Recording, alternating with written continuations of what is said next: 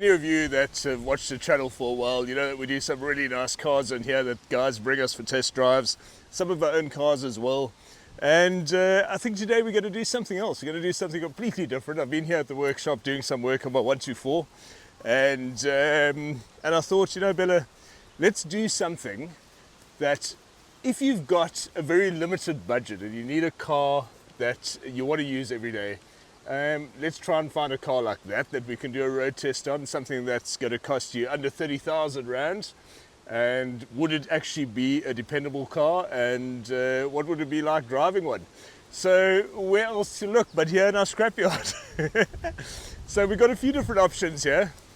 The first thought was, you know, we haven't done a 124 230E. So my first thought was trying to do something like this. And then I realized, you know, it's probably not really roadworthy anymore. You know, if you look, we've stripped quite a few bits and pieces out. My other options are another 124 here. It's got no headlights and no engine. Well, this one's got a couple of tires instead of an engine here, so that's not going to work. This 124, well, we've done a 280E already, and those aren't running. So what we came up with was this 300D. So 123 300D looks a bit rusty, bit forlorn, you know. If you look around here, a bit of rust here, bit of a scrape down the side, some surface rust here on the back bumper.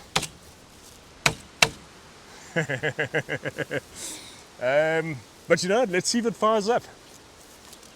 Bella, do you want to jump in? Or do you want to stand outside? Either or. Either or. Well, jump in. Let's see. Here, look here. I mean, it's, if you look inside, you know, you can see it's been standing for a while. Very dirty here. A cracked dash, a different sort of seat. This over here is obviously all loose. I see it's got a Becker radio. You know, this sort of thing here. The headlining. I don't think this is supposed to be like this. This windlace. Hey, Bill? No. Okay, well, let's see. Okay, let's close the door. Okay. Well, the ignition switch is on. Let's give it a bit of a burn here on the glow plugs. And it fires up. Okay, let's go. Should we take it for a drive? Okay.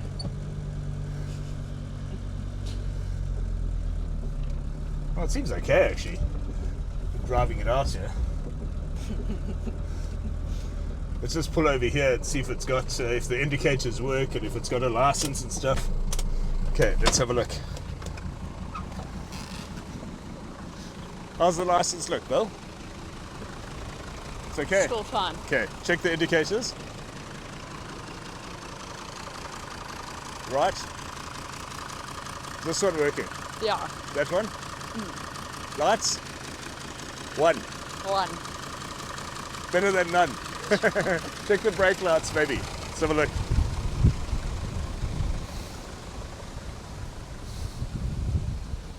Okay, where's the brake pedal? There we go. Brake lights?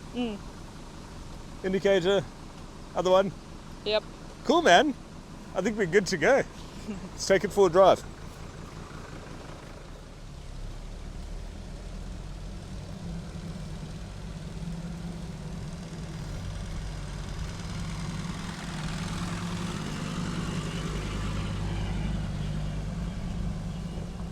Okay, so we're about to leave the old Merc warehouse. Yeah, look here again, you know, this sort of thing. I've got my cap on because, you know, the headlining maybe needs a bit of a clean. Safety first though. Put on our seat belts here. And let's pull away. Let's just check here. Becker works. Aircon. Blower works. Okay. Oil pressure seems alright actually. It's warmed up now. And it's on 2.5, which is great. Okay, let's pull away.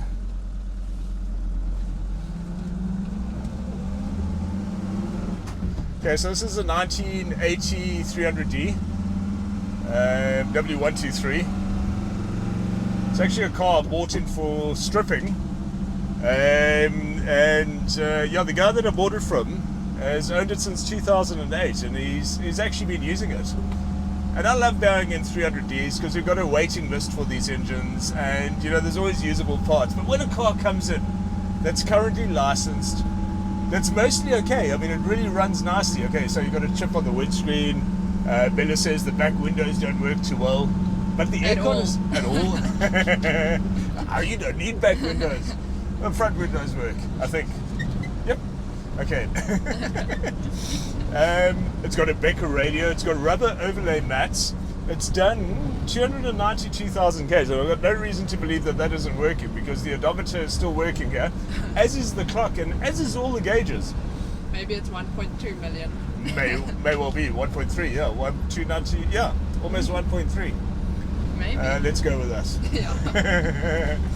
A little bit of smoke, but it certainly feels fine. You know, the suspension is great. I mean, it's not pulling. It's got reasonable tires. It's got commercial tires on. Got a bit of play in the steering, you know, so it's a bit vague. But if you're used to driving a riverboat, I mean. But anyway, the point I'm trying to make is I love these sort of cars, and I've had many of them over the years. I buy them in for stripping, and they've still got plenty of life in it. And instead of stripping them, I end up putting them into daily service by myself. I love driving cars like this. Nobody hassles you at all. You stop and the car guard comes and brings you money instead of asking you for bucks. And it's just a whole different philosophy. I love it. It's so laid back. And you know, as long as it works and you're not likely to break down, man, what a pleasure. But anyway, let's speak about the car a bit. So, okay, I'm going along at 80 here. And as I said, it actually feels fine. I mean, it feels nice and solid. Bella says the back windows aren't working, so she did try to open it and broke it here on my car. So there's a bit of wind noise from that. Yeah. But we do have back window regulators in stock. So as I say, my plan is to put a car like this into daily use.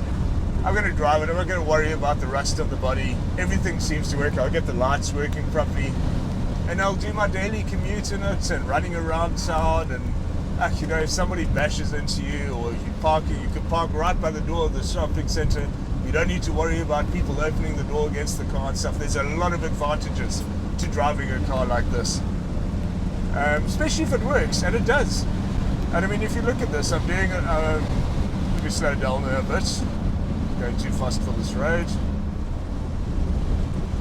But I mean, yeah, the brakes seem fine, I think. Let me test them. Yeah, brakes are fine. There's no pulling. The pedal feels good.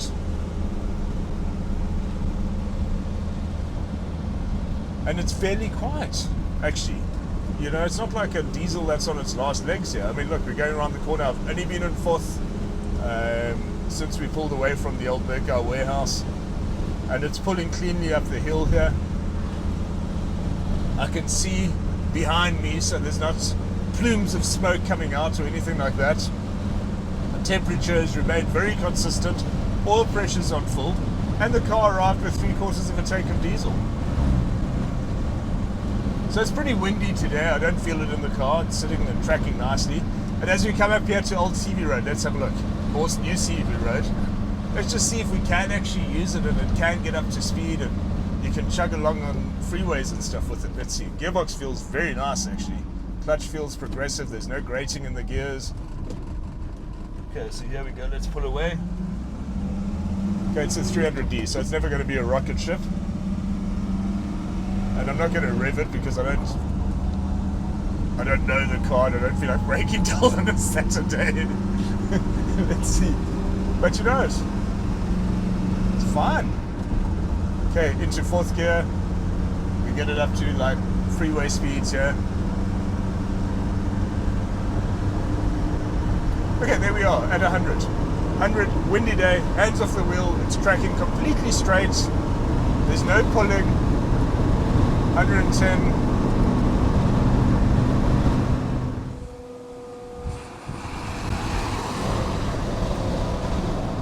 120. There we go, same story. Look at that.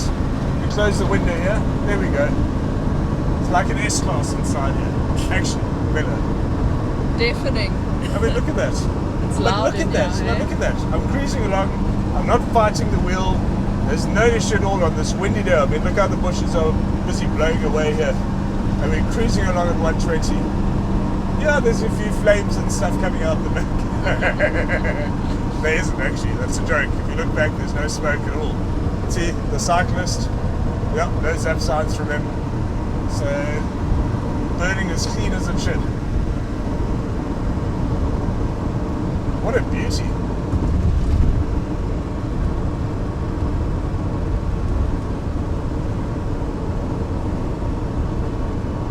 And you don't even hear on the open roads, cruising along at 100, 110. Temperature stayed exactly where it was when we were driving along in town.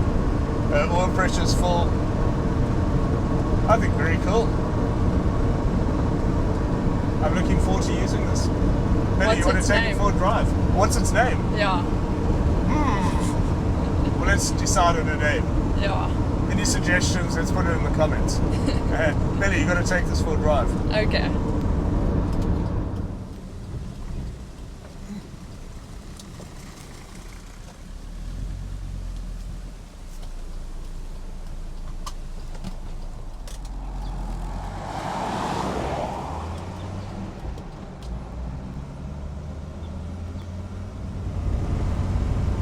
So, Billy, just careful your head, eh? It's a bit of a biohazard in here. It is what it is. I mean, yeah, look, a couple of cracks on the dash, crack on the windscreen. It needs these panels here, but I'm sure I've got lying around the workshop, so I'll put those in. But, you know, for me, I love these sort of cars. As I keep saying, you know, I can get in and I don't have a long commute, and you know, it's fine. The things that are important are fine. Look at the gauges here. Oil pressure where it should be, fuel gauge where it should be, Yeah. temperature where it should be, and clock where it should be. And I mean, you've driven lots of 123s, and you've driven a lot that we bought in for stripping as well. This is definitely one of the better ones we bought in for stripping. Oh, yeah. You know, in terms of the way it runs. You know, very often we do get ones in better condition, but then they're poked mechanically. You know, some problem with the gearbox, or there's some problem with the engine, or whatever. Yeah. This is the opposite. I mean, this looks terrible, but it actually drives really, really nicely. It does. Yeah. If you looked at it, you wouldn't think it would really drive Okay. at all. Yeah, exactly. Okay, so the purpose of this video, you know, as we started off, we said, you know, can you get a car, an old Mercedes, a W123, and I mean, these things are appreciating so much in value. I mean, recently, what is the highest price one you've seen? I've seen 199. Have you seen one higher than that for a sedan? Yeah. They got up to 400. Yeah. Seriously? Yeah. 400? I see a lot from 150 up, really. Okay. It's very rare that you see them for lower prices. Okay, these W123s. days. Yeah. Okay, so, and those are obviously really, really nice examples that are in a very different condition to this particular one that we're driving. Yeah. But, okay, say you really want a 123, you love 123s, but you know, you're not prepared to spend that sort of money. Is it possible to get one for under 30,000 Rand? Yeah, absolutely. We're driving one. Yeah. And you know, with very little work, you can tidy it up quite nicely. I mean, obviously you need that sort of thing. I know this car isn't for sale. I'm going to be using it, and I am going to give it a wash and stuff like that. But I don't think I'm going to do a hell of a lot more to it. You know, I really like this sort of thing. So yeah, it's absolutely possible to still get these cars, 123s, 124s. If you're not too worried about what everybody else on the road is going to think of you. It's fuming a bit. Is it fuming? Is it on fire? I don't know. No, I think there's a bushfire around here. Is it? Maybe. Don't break my car, please, Bella.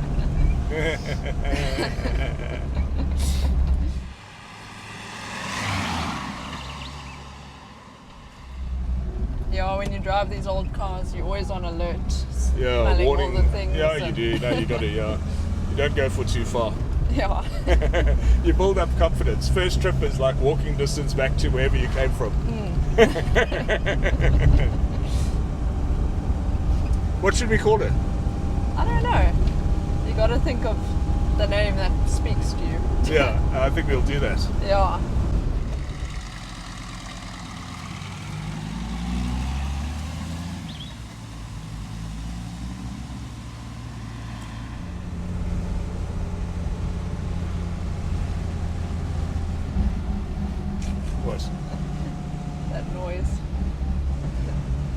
Charles, your car would do exactly the same thing if you did that. It's not something you ever do in your car.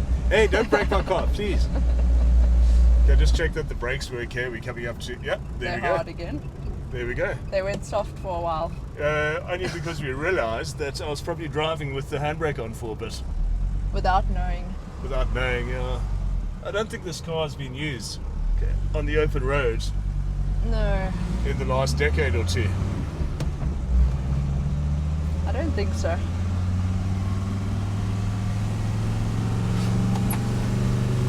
Even the cubby light works. See that? Oh yeah. And it's removable. Who needs a back reading light? This one work. Oh, Oh, yeah. it does too, yeah. I think very, very cool. And anyway, yeah, let's see. And the gauges are still where they should be. Plenty of power going up this hill here.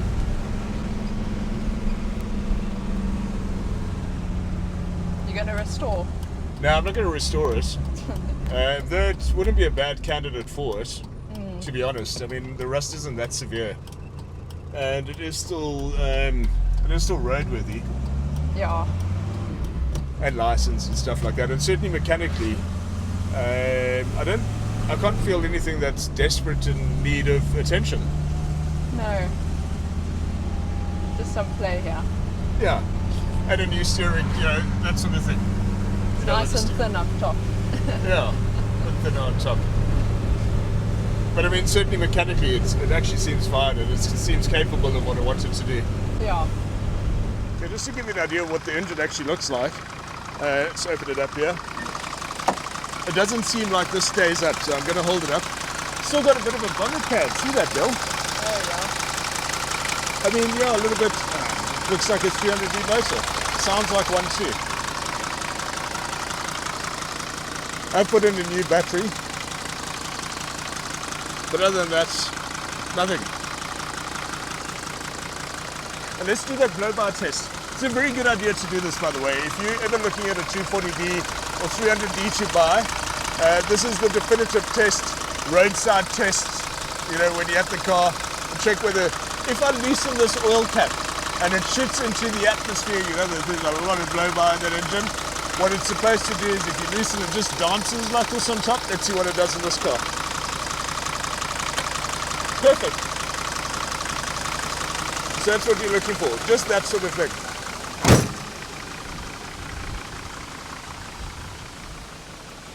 I mean, in terms of rust, okay, there, the jack point there, commonplace. Bonnet hinges actually seem fine. Around the back window, it might have been worked on before, probably. I see it's a bit of cracking there.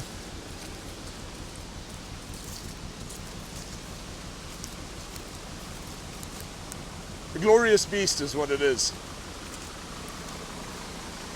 Bella, would you buy it? No. It's not for sale. So I was just saying, Bella, I mean, that's definitely faster than your car. It better be with the extra cylinder. Yeah. Well, thank you for watching. I hope you enjoyed a different sort of video. And yeah, don't be scared. If you see, not if you see a nice cheap Mercedes, you don't really see them. But I mean, if you get the opportunity to get a car that looks a bit wretched, for want of another word, but runs well. Don't care what other people are going to think of you driving down the road. You don't need everybody to move out the way if you want to come up behind them. Sometimes